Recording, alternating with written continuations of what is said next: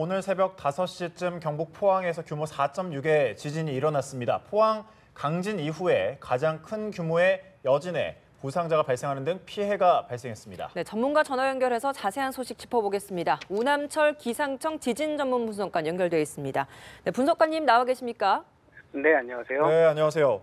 이번 지진 규모가 4.6으로 알려졌습니다. 요 근래 가장 큰 규모인 것 같은데 포항뿐 아니라 경북 전역 그리고 충청 경기 지역 등에서도 진동이 좀 느껴졌다고 합니다. 4.6의 규모 어느 정도인 겁니까?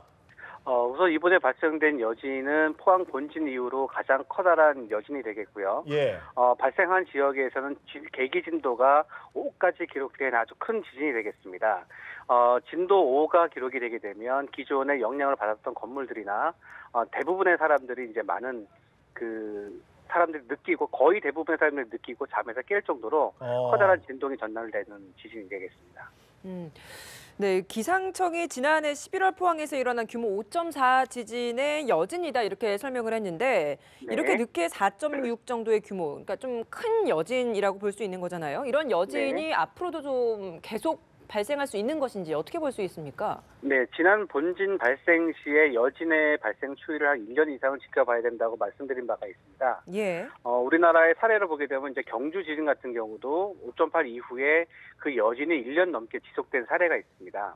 그러니까 이번 지진도 5.4 지진의 여진이 있기 때문에 당분간은 이 정도 큰 규모가 날지 안 날지에 대한 예측은 어렵겠지만 여진은 향후는 계속 발생될 거라고 이제 예상을 하고 그에 맞는 대비를 하는 것이 옳을 것 같습니다. 예. 네, 이게 여진이라고 분석은 되고 있습니다만 일각에서는 이게 5.4 지진 이후에 가장 큰 여진이다 보니까 네. 이게 여진이 아니라 더 큰 지진을 감지할 수 있는 전진이 아니냐 이런 예측도 있거든요. 이건 좀 어떻게 볼 수 있을까요?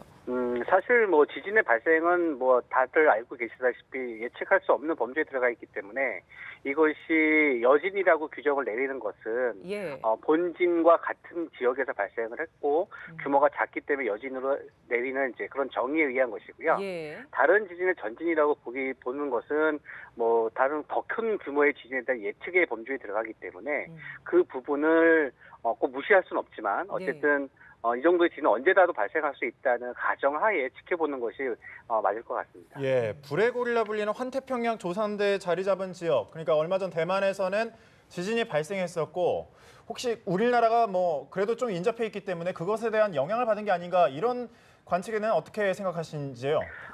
기본적으로 이제 지구라는 것 자체가 예. 하나의 시스템을 연결돼 있기 때문에 그 영향이 얼마 있는지 충분히 있을 수는 있지만 예. 얼마가 있는지는 많은 연구가 필요한 상황이고요. 사실 대만 같은 경우에는 우리나라까지 한 1,500km 이상 떨어져 있기 때문에 그 진동의 영향이 직접 미쳤다기보다는 그동안에 이제 발생된 경주 그다음에 포항 지진의 쌓였던 응력들이 해소되는 과정으로 보는 것이 더 옳을 것 같습니다.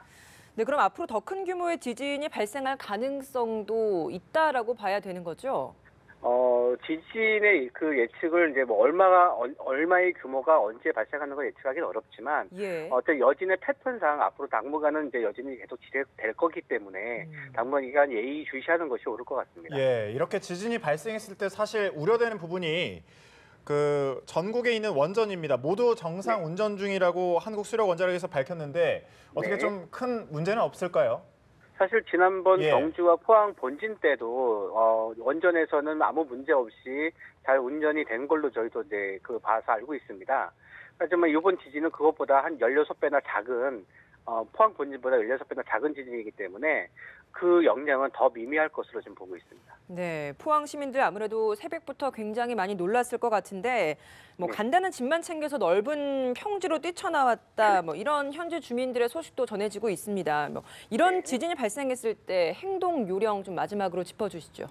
네, 기본적으로 이제 지진 발생 사실을 몸으로 느꼈거나 어떤 상황을 알게 됐을 때 주변 사람들을 위해서 큰 소리를 알려주는 것이 중요합니다.